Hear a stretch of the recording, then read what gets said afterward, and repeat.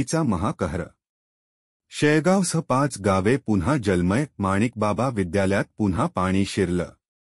21 ते 23 सप्टेंबर दरम्यान झालेल्या अतिवृष्टीमुळे चिंचपूर, बुद्रुक, पांढरेवाडी, शेळगाव, तांदुळवाडी, देऊळगाव ही गावे पाण्याखाली गेली होती।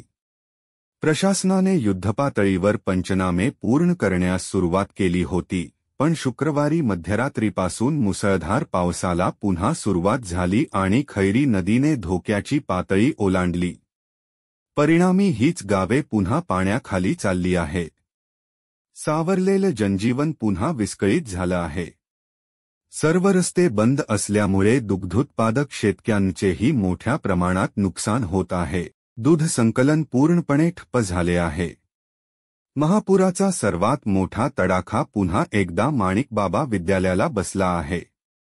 मागील महापुरातच मोठं नुकसान झालं होतं। साफसफाई करून वर्ग सुरू होणार होते, मात्र आज सकाळी पुन्हा पाणी शाळेत शिरल्याने परिसर जलमय झाला आहे। सकाळी 9 पर्यंत अजूनही पाऊस सुरूच आहे। पुढील 2 दिवस हवामान विभागाने रेड अलर्ट दिला आहे।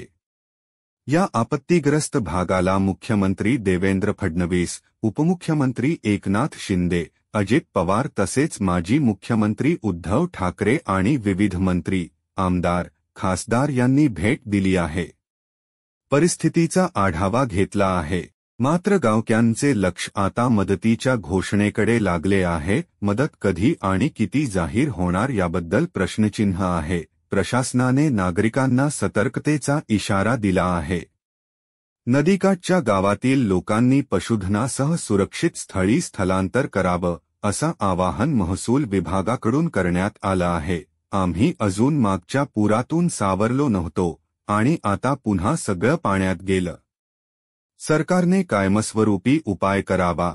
तरुण गर्जना न्यूज सर्व नागरिकांना आवाहन करते, हवामान विभाग व प्रशासनाच्या सूचनांचे पालन करा। नदीकाठच्या भागात अनावश्यक हालचाल टाळा आणि सुरक्षित ठिकाणी राहा।